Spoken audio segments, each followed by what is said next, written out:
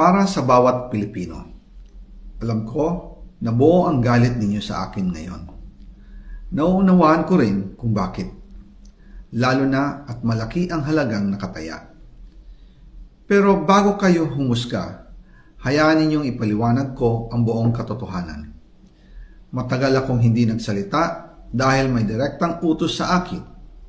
Huwag nang bumalik ng Pilipinas at manahimik na lamang. Umalis ako noong July 19, 2025 para sa aking medical check-up. Nakaplanong bumalik pagkatapos ng SONA ni Pangulo. Pero habang papauwi na ako, tinawagan ako ni dating Speaker Martin Romualdez at sinabihan, "Stay out of the country. You will be well taken care of as instructed by the President." Noon naniniwala pa ako sa kanila, kaya't hindi ako bumalik. Tumikom ang aking bibig, sumunod ako, pero ang hindi ko alam, ang ibig pala nilang sabihin sa aalagaan ka namin ay gagamitin ako bilang panakipbutas sa kanilang kampanya laban sa korupsyon. Ginawa nila akong poster boy ng kanilang sariling kasinungalingan. Ngayon, hindi na ako mananahimik, ilalabas ko ang lahat ng katotohanan. May resibo, may ebidensya, at may pangalan. Nagsimula ito nung tumawag si Sekmina Pangandaman sa akin nung nag-umpisa ang BICAM process last year, 2024. Ang sabi niya, katatapos lang ng meeting nila ni Pangulo at may instructions na mag-insert o magpasok ng 100 billion worth of projects sa BICAM.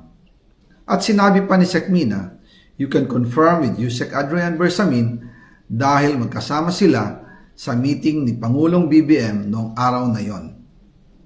Tinawagan ko po agad si Yusek Adrian Bersamin at tinanong ko kung may instruction nga ba ang Pangulo na magpasok ng 100 billion during their meeting. Ang sabi niya ay totoo nga po.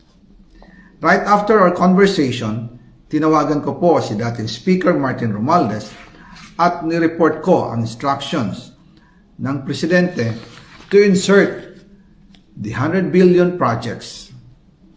At sinabi niya sa akin, what the President wants, he gets.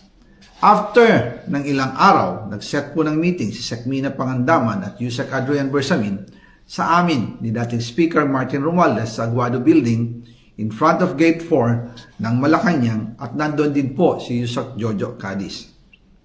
During the meeting, binigay po ni Yusek Adrian Bersamin ang listahan na worth 100 billion.